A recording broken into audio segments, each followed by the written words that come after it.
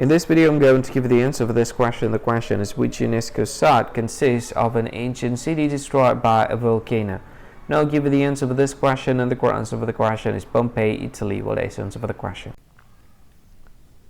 Hi, thank you so much for watching this video. If you find this video is very useful, you can help this channel to grow by subscribing this channel. Click this subscribe button and don't forget to like this video. And if you find this video is not really good, or you don't really like this video, or you kind of feel that it's a little bit offensive or something like that, you can click this one, dislike button. You can do that anyway.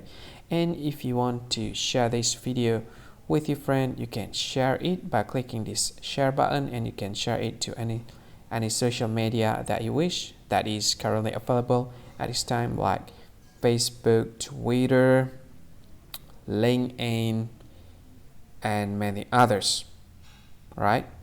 And if you want to add this video to your playlist, you can click this one. You can watch this video later, and you can find more options by clicking these three dots.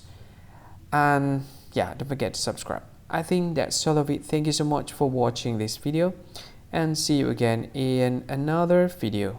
Bye bye. See you again.